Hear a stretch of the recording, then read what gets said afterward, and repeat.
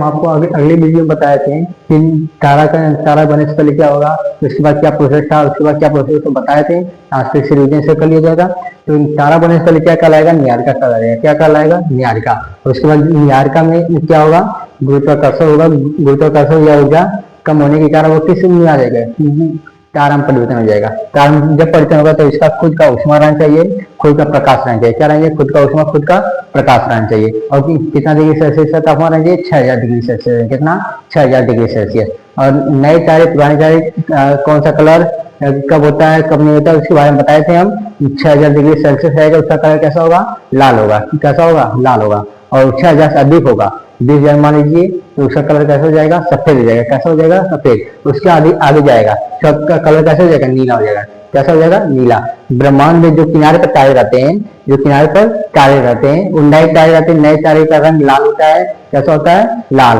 और उसके बाद पुराना भी जाएंगे तो उसका कलर कैसे, सफेद।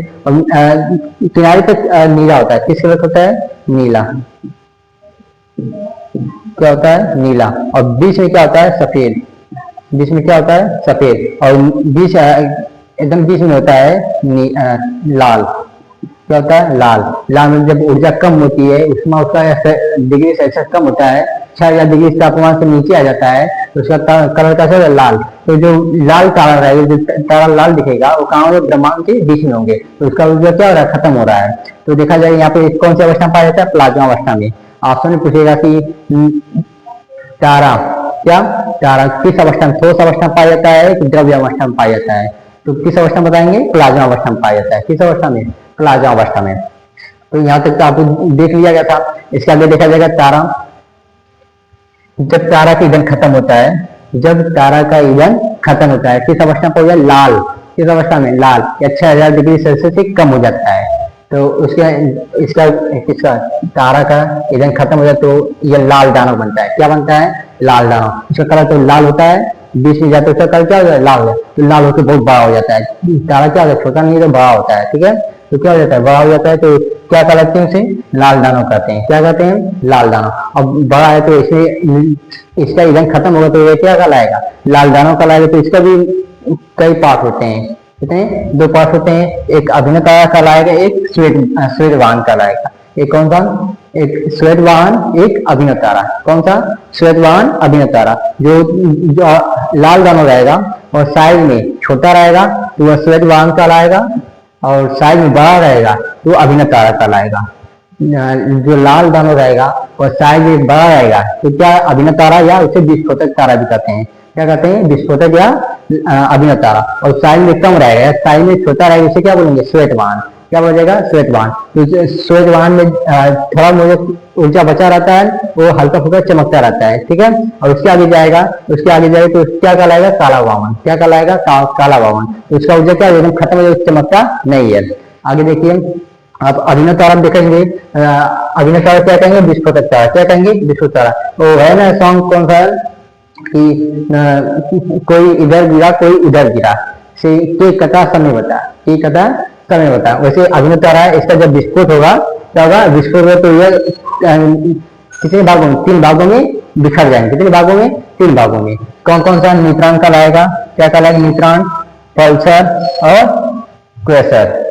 न्यूट्रॉन, पल्सर और क्वेसर। किसका, इसे अभिन्न तारा। अभिन्न तारा किसका है, लाल दानव। लाल दानव किसका है, एक तारा था। इसके बाद में सबसे पहले क्या था, एक तारा था। तारा का ईंधन जब खत्म हुआ तो किस तारा में आ गया, लाल दानव में आ गया। अब लाल दानव जब 2 हिस्से में हुआ तो उसका एक हिस्सा श्वेतवाहन, एक हिस्सा अभिन्न तारा। जो साइज में बड़ा रहेगा उसे क्या कहेंगे, श्वेतवाहन कहेंगे। जो साइज में कम रहेगा उसे क्या कहेंगे, अभिन्न तारा कहेंगे। तो अभिन्न तारा जब विस्फोट होगा, क्या होगा, विस्फोट होते किसमें आएंगे, 3 हिस्से में आएंगे।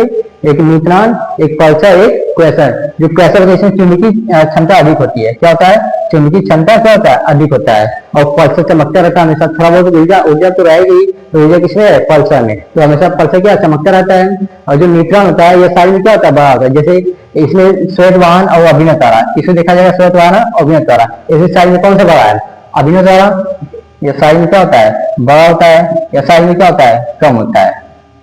जब तारा का लाल दानव में आ जाता है, उसका जब विखंडन होता है तो विखंडन में जो कम रहेगा, जिसका साइज कम रहेगा, वो कौन सा तारा कहलाएगा? श्वेतवान। और जो साइज में बड़ा रहेगा वो क्या कहलाएगा? अभिन्न तारा। अभिन्न तारा के 3 हिस्से रहेंगे, तो कौन कौन सा? न्यूट्रॉन, पल्सर और क्वेसर। जो इसमें न्यूट्रॉन रहेगा वो साइज में बड़ा रहेगा, क्या रहेगा?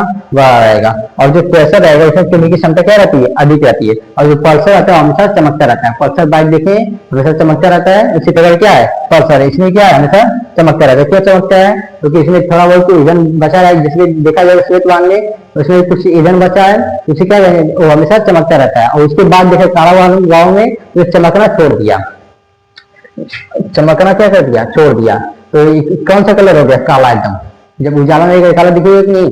आगे देखिए, अब न्यूट्रॉन तक देखिए, पल्सर क्या हमेशा चमकता रहता है, क्वेसर क्या है? इसकी चुंबकीय क्षमता अधिक होती है। और न्यूट्रॉन क्या है? साइज में बड़ा होता है। अब पल्सर यहाँ चमक के खत्म हो जाता है, क्वेसर चुंबकीय क्षमता अधिक रहती है, बचा क्या? न्यूट्रॉन। इसमें देखा गया साइज में बड़ा तारा क्या था? अभिन्न तारा था।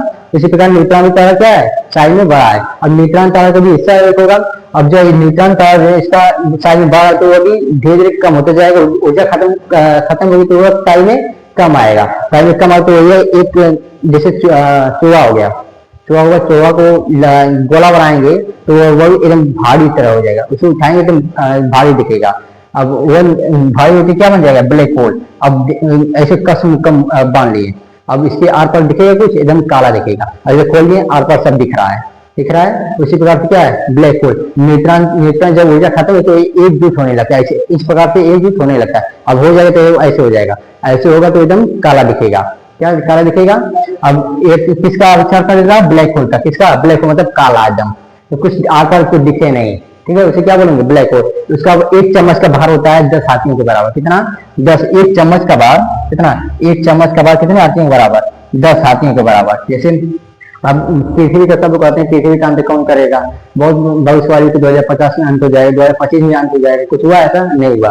जब अभी हम लोग जब तक हम लोग मर जाएंगे, हम लोग लड़के भी मर जाएंगे, उसके बाद में मर जाएंगे, मतलब कई हजार वर्षों बाद तब पृथ्वी का अंत होगा। कैसे होगा? तो किस कारण से होगा? इसी कारण से ब्लैक होल की घटना से बस हो ही सकता है, किसी कारण से नहीं हो सकता। जैसे एक लेंगे फुल्की, लेंगे एक आलू लेंगे। अब आलू से फुल्की को मारेंगे तो फूट जाएगा, और फुल्की से मारेंगे आलू को तो तभी फुल्की फूटेगा। तो उसी प्रकार से जब इसका एक चम्मच का भार 10 हाथियों के बराबर है तो पृथ्वी के आर पार जाएगी। मान लीजिए पृथ्वी क्या है? पृथ्वी ये क्या है? Black hole. क्या है? Black hole. जब इसके आर पार जाएगी तो इधर से अंदर जाएगी, इधर से पहुंच है तो इधर से बाहर निकलेगी। तो जो पृथ्वी के अंदर का जो ऊर्जा है या प्लाज्मा रहेगी सब धरते हुआ क्या आ जाएगी? बाहर आ जाएगी। बाहर आएगा तो ऊपर से गिरेगा, सब यार वार लगेगा, पूरा एकदम ऐसे लग रहा है पूरा जल जाएंगे वैसे ही। उसी वो क्या होगी? सब लोग कहेंगे ये कलयुग है, ये सब अब अवतार हो गया भगवान का, ऐसा सब लोग कहेंगे। तो पृथ्वी का कौन करेगा? ब्लैक होल करेगा। कौन करेगा? Black hole. आप सब जान ब्लैक होल की घटना क्या होती है? अभी कैसा दिखेगा? एकदम काला दिखेगा। एक कैसे बनेगा? न्यूट्रॉन साइज में बड़ा होता है, उसका ऊर्जा खत्म होती है, वो सिकुड़ने लगता है, सिकुड़ के एकदम कम हो जाता है। अब एकदम जैसे पॉलिथीन हो गया, कागज एकदम चौड़ा रहेगा तो लंबा दिखेगा, उसे लपेट दिया जाएगा, नीचे भर हो जाएगी। तो इसी प्रकार क्या न्यूट्रॉन जब इसका ऊर्जा खत्म होता है क्या आ जाएगा? ब्लैक होल कहलाएगा। ब्लैक होल का एक चम्मच का भार कितना? 10 हाथियों के बराबर है। ऐसे हिंदी में बोलेंगे कृष्ण छिद्र। जैसे हिंदी में क्या बोलेंगे? ब्लैक होल को क्या बोलेंगे? कृष्ण छिद्र। क्या बोलेंगे? कृष्ण छिद्र। चलिए फिर एक बार फिर से देखिए जैसे अब यहाँ पर सबसे पहले देखा जाए लाल दानव। क्या देखा जाएगा? लाल दानव। लाल दानव के 2 पार्ट होंगे। अब लाल दानव का छोटा साइज में रहेगा जिसे श्वेतवान कहेंगे, और बड़ा साइज में रहेगा उसे क्या कहेंगे? अभिन्न तारा या विस्फोटक तारा। क्या कहेंगे? अभिन्न तारा या विस्फोटक तारा। अब श्वेतवान थोड़ा बहुत ईंधन रहेगा तो वो चमकता है, उसके आगे जाएगा क्या कहलाएगा? काला बावन। क्या कराएगा? काला, क्योंकि काला बावन काला क्योंकि उसका ऊर्जा खत्म हो चुकी है। क्या हो? खत्म हो चुकी है। अब अभिन्न तारा देखा जाएगा, अभिन्न तारा को विस्फोटक तारा भी कहते हैं। विस्फोट जब अभिन्न तारा विस्फोट होगा 3 न्यूट्रॉन बचेगा। कितने? 3। एक न्यूट्रॉन का लाएगा, एक पल्सर, एक क्वेसर। क्वेसर में चुंबकीय की क्षमता अधिक होती है, पल्सर हमेशा चमकता रहता है। और क्या बचा? न्यूट्रॉन। न्यूट्रॉन क्या होता है? साइज में बड़ा होता है। किसको पड़ गया? अपने दादा को पड़ गया, पापा को पड़ गया। किसको? अपने पापा को, क्योंकि उसके पापा साइज में बड़े थे और न्यूट्रॉन भी क्या है? साइज में बड़े। सब मम्मी को पड़ गए दोनों, पल्सर और क्वेसर। पल्सर हमेशा चमकता रहता है, क्वेसर में चुंबकीय क्षमता अधिक रहती है। अब ये दोनों चमक